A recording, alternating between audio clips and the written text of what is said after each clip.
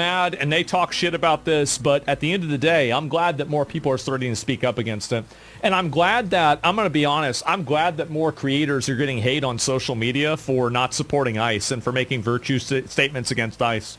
I think that content creators I think they deserve, and I think they need a lot more hate, and they need a lot more pushback for being able to virtue signal about how bad ICE is. I do. I'm really glad to see more people speaking up against it. Right, so, sure, Fat Otaku had opinions about ICE. The first one was regarding a Hilton hotel.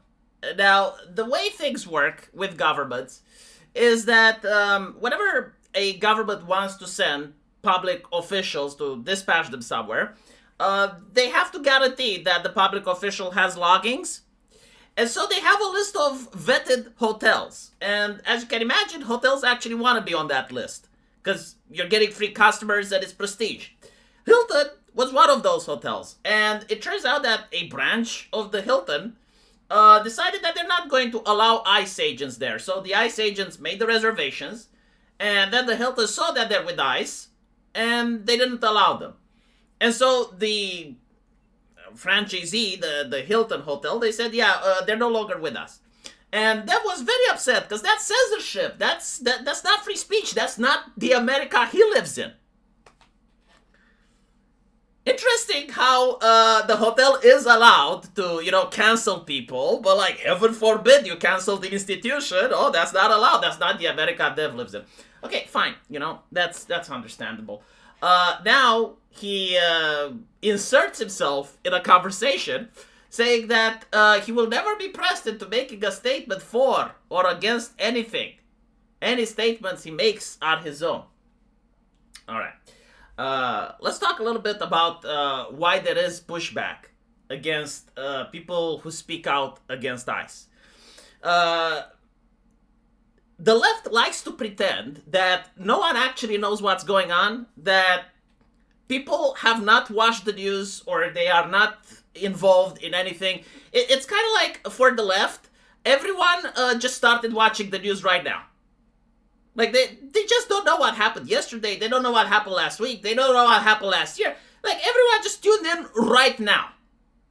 And so, it is bewildering. Like, why are people against individuals that go against ICE?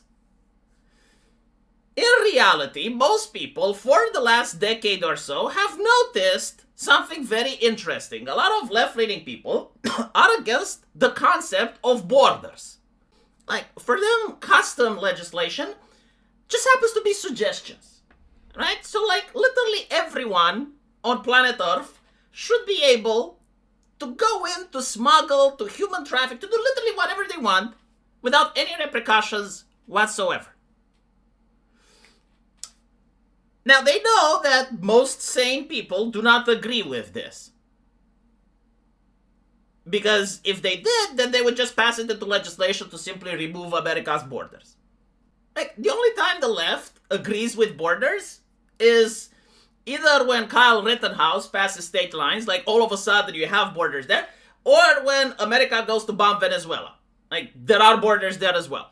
But in any other condition, no, like no borders whatsoever. And they're aware that most people don't think like them. Because if most people did think like them, then they would just pass legislation to remove borders, right? And so what do? Well, they try to attack the enforcers. Because the enforcer is the pillar of any civilized society. I mean, think about it, right? Without police officers, people aren't sent to courts. Like, no criminal willingly shows up to his trial if there would be absolutely no police officers. And so no police officers means no judges. And if you don't have judges, you don't need laws. Like, what's the point in legislating if there is no one to enforce those laws? And without people making legislation, you don't have a nation state. That's called anarchy. Right? So, like, by going after the people that enforce the laws, you're actually going against the nation state. This is what the left did during Black Lives Matter. People noticed it. And there are certain areas in the United States that suffered consequences because of it. And now they're doing literally the same when it comes to immigration. They're going after the enforcers. Now, there is a difference between going after an individual agent. Like a police officer did something bad. Okay, we find out who they are. We punish them. A police officer district is corrupt. Okay, well, who is the police chief? You sack him. Okay, like that is one way of having a conversation, which is normal, healthy, should happen. But the idea that, no, like the police as a whole is wrong. That ICE agent as an institution is wrong. And you end up with protesters, quote unquote, that not only go after ICE agents that may not even be on duty, but they go and they harass citizens. And it's interesting because people like them, they don't pop up when that happens. Like, there were 3 individuals that were at the restaurant. People thought they were an ICE agent and they literally harassed them, right? Apparently, in Minnesota, it's illegal to wear a MAGA hat now. Like, if an ICE agent appears and does something, well, when protesters harass him, that's protesting. But why are protesters harassing individuals that wear MAGA hats? Has Minnesota become one-party state, Dev? Is that what you stand for, right? Like, interesting. There was a guy with a freedom hat. Sorry, a freedom jacket. He was getting harassed for having freedom. Well, apparently freedom is illegal in Minnesota. And all of this on the background of a corruption scandal. Which also Dev was really angry on the journalist that exposed it. And so people start to notice a thing, like maybe Dev doesn't have principles, maybe he's just partisan, which is fine, like you can be partisan, but you're going to get pushback from the other faction. Like if you're a person that genuinely, like just is a watchdog, and like for example, I only complain when I see violations of free speech.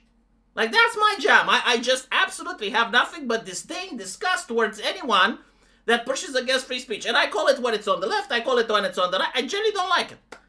My only exception is like if you're advocating for censorship, then I think you should be censored.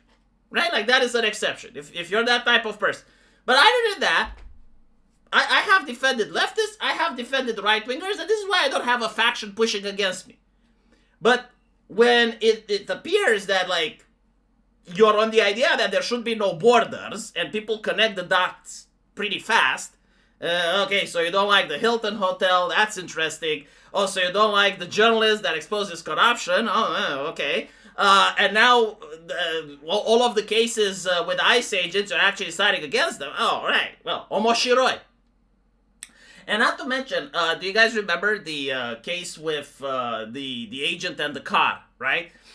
When it turned out that from his position you couldn't see the wheels, when it turned out that all of the people that were like, oh, well, why wasn't he using VATS? Why did he slow down time in order to see? When it had like the aerial footage and you can literally see that he got hit, and when you find out that, well, he already got hit by a car previously, all of the leftists that were against him and they made videos and shit, none of them apologized. None of them said, okay, I was wrong. Not a single one. And like, you gotta wonder, why is that?